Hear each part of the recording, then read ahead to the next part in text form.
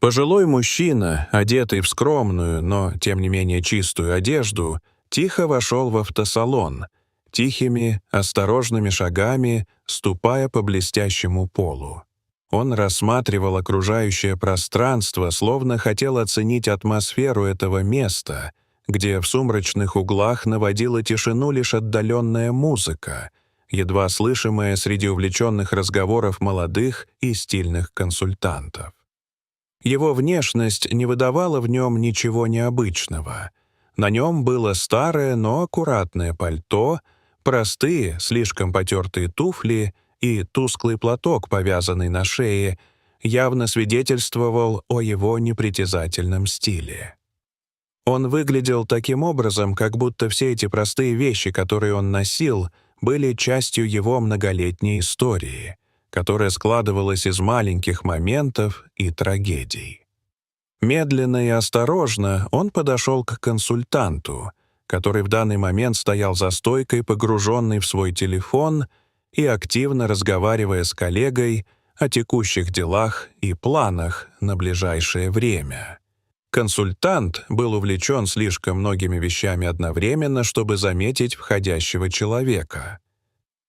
«Здравствуйте», — начал мужчина, слегка кашляя, чтобы привлечь к себе внимание и обозначить свое присутствие.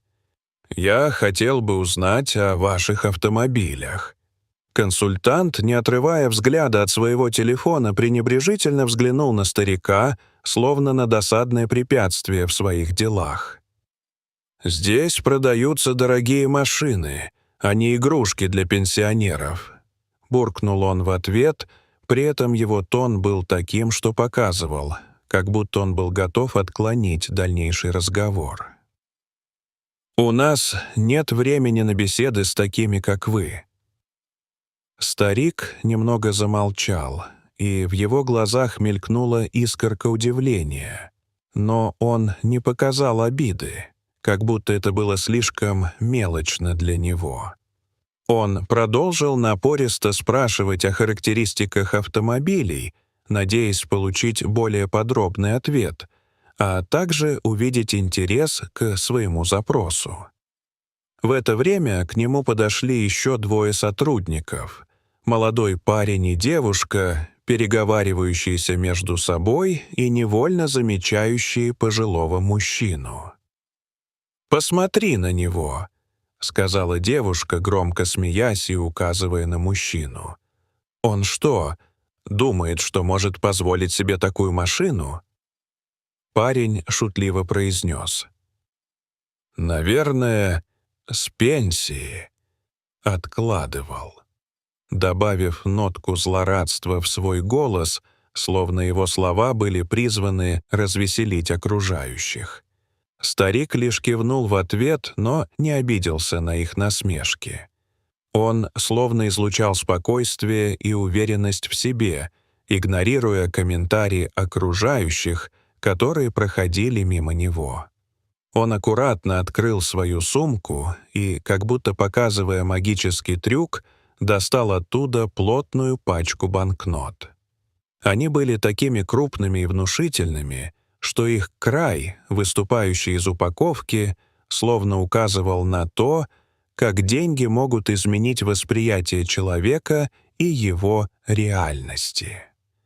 Он взял пачку в руки, крепко сжимая ее, и снова посмотрел на консультанта, который, несмотря на свою первоначальную безразличность, теперь выглядел растерянным и, похоже, начал осознавать, что эта встреча могла быть не такой простой, как ему казалось.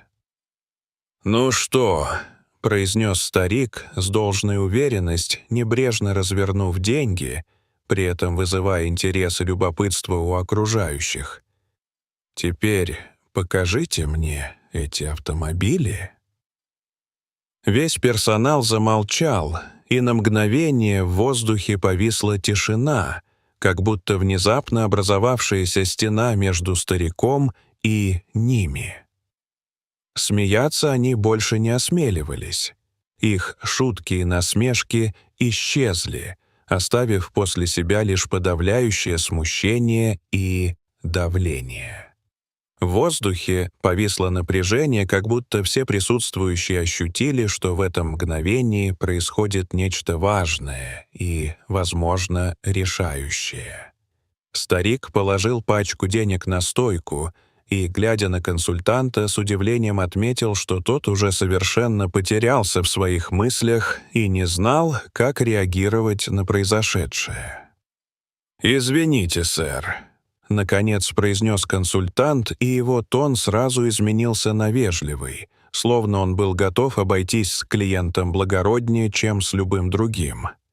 «Позвольте показать вам наш лучший вариант», — произнес он, стараясь сделать шаг навстречу и продемонстрировать свою готовность помочь. Все сотрудники начали суетиться, стараясь угодить клиенту, которому они теперь уже бы хотели угодить всеми силами. Время от времени они обменивались взглядами, переглядываясь между собой в стопроцентном удивлении к тому, как этот старик, работающий в совершенно другом мире, смог так неожиданно изменить атмосферу автосалона. Тем временем старик, обладая древним спокойствием и наличием уверенности, начал осматривать автомобили, которые, казалось, теперь заиграли перед ним новыми яркими красками, словно приглашая его познать их внутренний мир. Через некоторое время он выбрал один из автомобилей, тщательно обговорил с консультантом все условия покупки, оплатил наличными и, не испытывая нужды в лишних словах, уверенно сел в свою новую машину, словно возвращаясь домой, куда он уже давно не заезжал.